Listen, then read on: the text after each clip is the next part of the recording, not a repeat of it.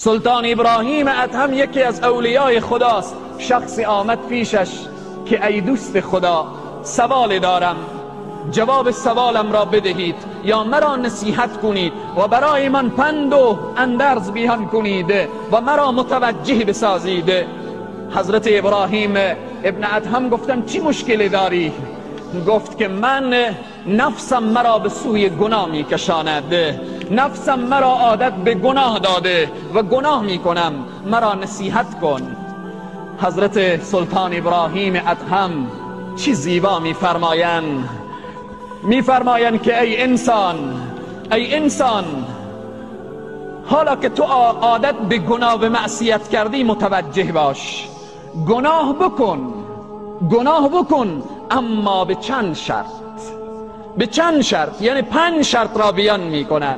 حالا هر کس دوست داره که گناه بکنه با این 5 شرط. این شخص گفت که ای اولیای خدا بگو این 5 شرط چگونه شرطایی است برای من بیان کن. گفت فقط گناه کن با چند شرط. شرط اول اینه وقتی که میخواستی گناه کنی برو در جای گناه کن که خدا تو را نبیند.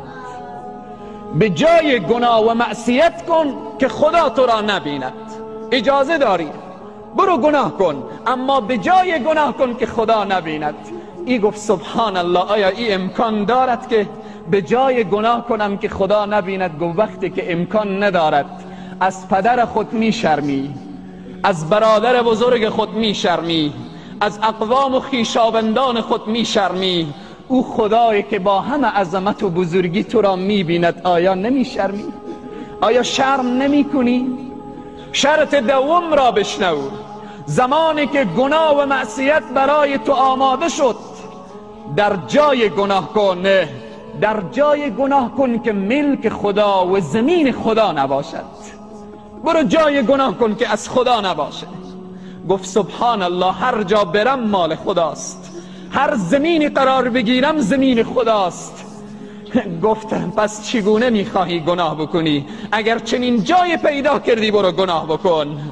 شرط سوم، وقتی که میخواستی گناه کنی از روزی پروردگار نخور، از او خوردنی به نوشیدنی به آب و غذایی که خدا برای تو داده نخور. گفت سبحان الله، هرچی من میخورم و مینوشم همه از خداست. شرط چهارم، گفت زمانی که میخواستی گناه بکنی با این شرط گناه بکن یادتو بیایه که به صحرای محشر فرشتگان عذاب تو را گرفتن و به طرف جهنم میکشانن، خود را از چنگال او فرشتگان نجات بدی. گفت سبحان الله، من طاقت و قوت و قدرت فرشتگان را دارم. گفت پس وقتی که قوت و قدرت فرشتگان را نداری چرا گناه میکنی؟ شرط پنجم، اگر گناه میکنی به چند شرط گناه کن. شرط پنجم این است وقتی که نامه اعمال تو را به صحرای محشر به دست تو دادن و برای تو گفتن که تو این گناه و معصیت را کردی، آنجا انکار بکن و بگو من نکردم. آنجا انکار بکن، آنجایی که و تشهد ارجلهم بما كانوا یکسبون. به صحرای محشر زبان میگوید که من گناه نکردم.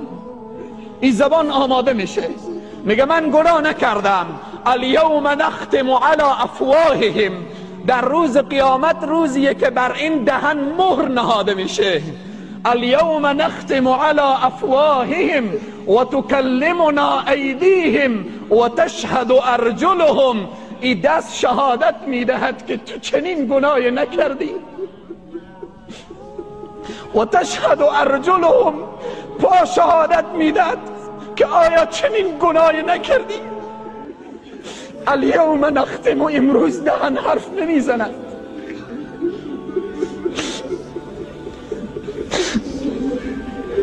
اگر میتوانی در صحرای محشر انکار کنی بگی خدایا من گناه نکردم، امروز گناه کن. سروران عزیز و بزرگوار، قل یا عبادی الذین اسرفوا علی انفسهم لا تقنطوا من رحمت الله. همه ما گناهکاریم. نگم که من خطیرم. همه ما گناه و معصیت امروز جامعه ما، دکان ما، شهر ما، قلب ما، فامیل ما، تمام وجود ما را گرفته. اليوم نختم على افواههم و تکلمنا ایدیهم و تشهد ارجلهم بما كانوا یکسبون. او روزی که بر دهنها مهر نهاده شود و این دستها شهادت بدهد و پاها شهادت بدهد، او جایی که احکم الحاکمین، او جایی که عادل العادلین، او جایی که رب العالمین از من و تو حساب بگیرد. پس من و تو امروز باید متوجه حال خود باشیم، متوجه باشیم که شاید انقریب مرگ به سراغ من و تو بیاید، شاید 1 ساعت بعد، 1 روز بعد، شاید 1 ماه بعد و بالاخره شاید 1 ثانیه بعد مرگ به سراغ ما بیاید. اما این دنیا تمام می شود. خدای تبارک و تعالی از ذره ذره از انسان پرسان می کند.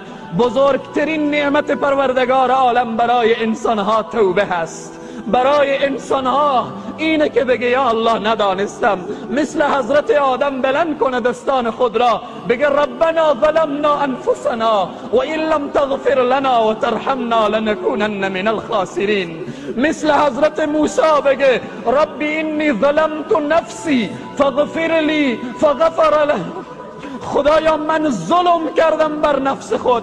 مثل حضرت یونس بگه لا اله الا انت سبحانك انی کنت من الظالمین.